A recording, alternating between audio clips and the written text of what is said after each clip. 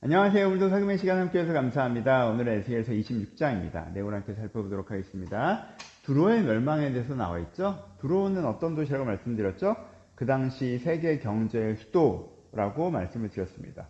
무역 도시였어요. 지중해에서 상업을 하면 지중해에는 배들이 다 두로로 들어와서 두로에서부터 이렇게 동방으로 이렇게 나가는 거죠.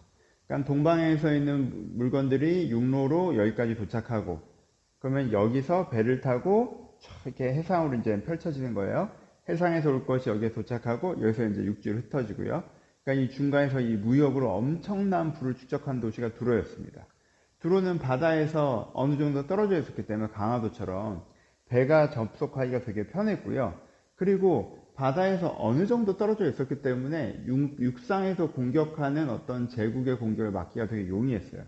이런 엄청난 부를 가진 도시국가인데 얼마나 많은 제국들이 여기를 자기 나라의 소유로 만들고 싶어 했겠어요. 그런데 두로는요, 이 지리적 이점과 많은 용병들을 고용을 해서 군사적으로도 완전히 독립되어 있는 도시였습니다. 그러니까 엄청나게 대단한 도시죠. 세계 경제의 중심에서 부를 엄청나게 축적하는데 거기에 군사력까지 완전히 갇혀있기 때문에 어떤 제국도 이 두로를 함락시킬 수 없는 도시가 두로였단 말이에요. 그렇죠? 두로는 이제 자기가 세계 최고인 거죠. 이런 두로를 하나님께서 어떻게 하신다고 하셨어요? 멸망시킨다 라고 말씀하시는 것이 26장의 내용입니다. 근데 크게 네 단락으로 나눠져 있죠. 첫 번째 단락에서는 두로의 멸망선이 나옵니다. 하나님께서 얘기하세요. 두로야, 내가 너를 대적하리라 라고 말씀하시고, 민족들이 너를 공격하게 했다고 말씀하시고, 아무것도 남지 않을 것이라고 말씀하세요. 두로가 평범한 해변가처럼 될 것이라고 말씀하세요. 여기에 엄청나게 화려한 도시가 지금 서 있는데, 여기 이제는 어부들이 금을 말리는 해변가가 될 거야. 뉴욕도 해변가에 있는 도시 있잖아요. 거기 엄청난 도시가 있는데, 여기 그냥 어촌마을처럼 될 거야. 라고. 여기에 도시가 있었다고요? 라고 할 정도로 아무것도 안 남고 다 사라질 거야. 라고 말씀하신 것이 첫 번째 단락입니다. 두 번째 단락에서는 바벨론에 의해서 이런 일이 이루어질 거라고 말씀하시죠. 바벨론의 공격을 예언하십니다. 바벨론 왕이 공격할 거라고 얘기해요. 공성전이 벌어질 거고요. 성벽이 무너질 것입니다. 그리고 도시가 짓밟힐 거고요. 황폐하게 아무것도 남지 않을 것이라고 에스겔이 예언하고 있습니다. 세 번째 단락에서는 바다의 애가가 나오고 있죠. 두로가 이렇게 무너지니까 무역을 하려고 배들이 이렇게 찾아왔다가 불타는 두로를 바라보는 거죠. 무너진 도로, 사라진 두로를 바라보고 그 바다의 왕들, 그 도시국가들이겠죠. 그 지중해권에 머물고 있는 도시국가들이 해상무역을 주로 하는 왕들이 이제 너무 슬퍼하면서 노래를 부르는, 너는 항해자들의 도시였다. 견고하고 두려운 도시였다. 근데 사라져 버렸다라고 슬픔의 눈물을 흘리면서 애가의 노래를 부르는 것이 세 번째 단락에 나와 있습니다. 그리고 네 번째 단락도 독특하죠. 이 두로가 지옥에 떨어지는 모습으로 표현되고 있습니다. 이 황폐한 성읍이 있는데요. 이 황폐한 성읍에 대해서 그냥 이렇게 얘기하다가 비유적으로 하는 건데, 바다가 너를 덮친다라고 표현하죠. 바다가 혼돈을 상징하죠. 또 구덩이에 내려가서 땅속 깊은 곳에 네가 머물게 될 것이다라고 얘기해서 두로가 바닷속으로 이제 빨려 들어가서 지옥으로 떨어지는 모습으로 표현하는 것이 네 번째 단락에 나와 있습니다. 두로의 멸망에 대해서 말씀해 주고 계시죠. 적용해 보죠. 포인트는 조금 다르다고 말씀드렸어요. 하지만은 두로 자체가 갖고 있는 의미는 이사에서나 예레미야에서 얘기했지만 다시 한번 반복해서 말씀을 드리고요. 이거는 똑같으니까 두로 자체를 다루는 방식이 계시록적 방식이랑 같고 성경 전체 테마에도 들어와 보는 상징성이 있기 때문에 한 번 더 반복을 하죠.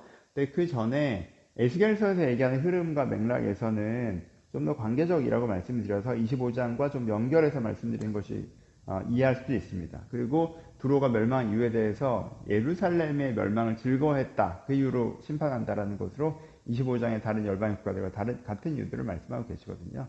그래서 사실은 지금 두로가 예루살렘이 틀렸다고 얘기하지만 사실은 네가 틀렸거든 이라고 말씀해 주는 포인트가 담겨 있습니다. 그것으로 적용해 보면 여러분 똑같이 해볼 수 있겠죠. 여러분 내가 잘 살다가 이제 어려워졌어요.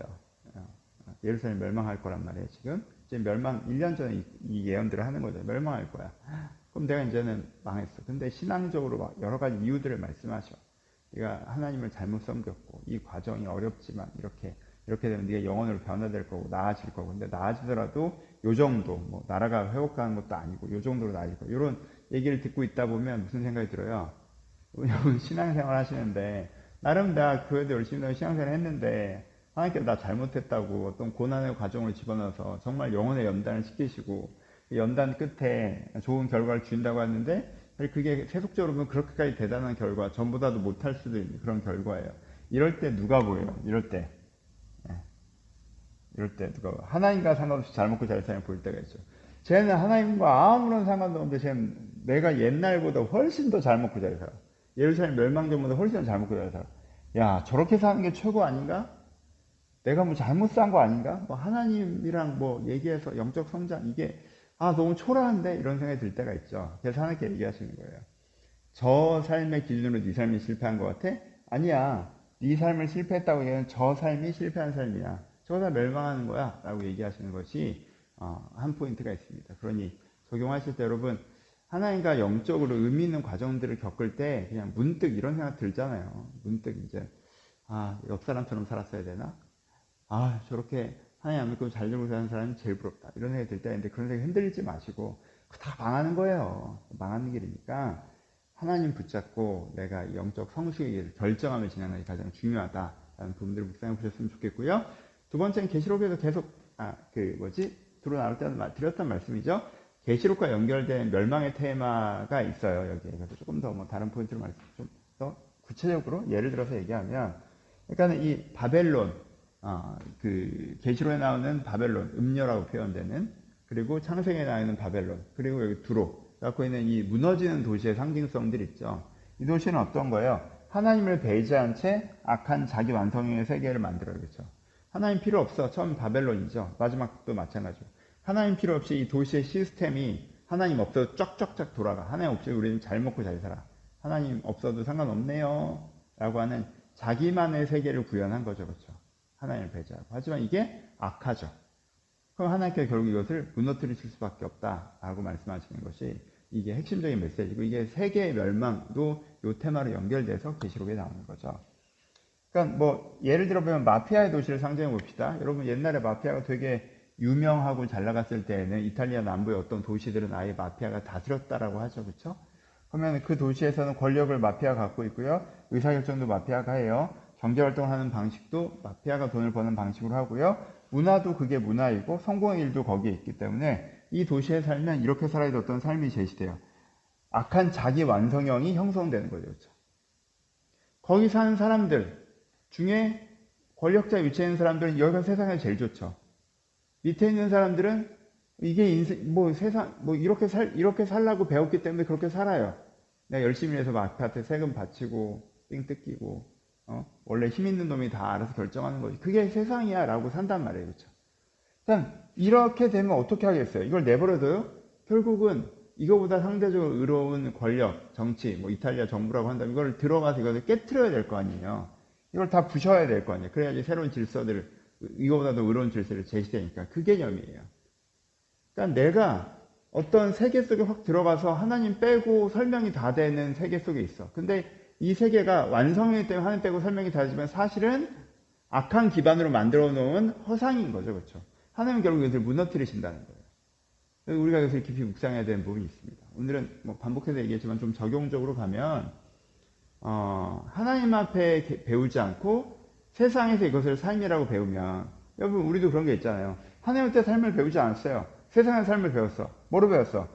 고등학교 때 공부 열심히 하고, 그 다음에 취업 잘하고, 가정 꾸리고, 애 잘 교육시키고, 노후 준비하고, 이 흐름 속에서 살아가는 건데, 그 중에서 네가 생각하기에 네가 속한 영역에서 성공하면 되게 좋고, 네가 생각하기에 행복하면 좋고.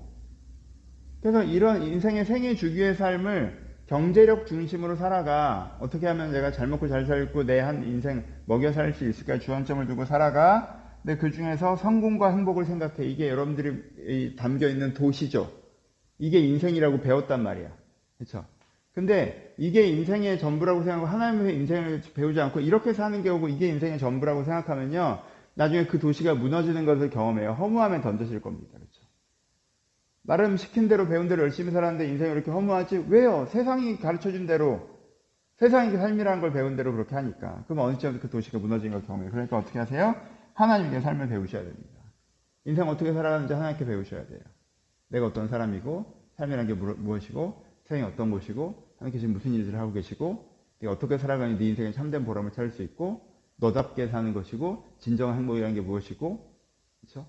허무함을 느끼지 않을 만한 그 진리, 사랑, 이걸 우리가 하나님께 배워가야 된다는 거. 그래서 여러분 너무 세상이 커 보이고 세상의 정답 같고라고 한다면 두로가 무너지는 걸 가끔 생각하시면서 이거에 정신 못 차리면 나 나중에 허무에 던져진다. 인생 헛살았다고 생각한다. 정신 똑바로 차리자. 이렇게 하면서 오늘도 하나님께 배운 삶을 살아가셨으면 좋겠습니다. 감사합니다.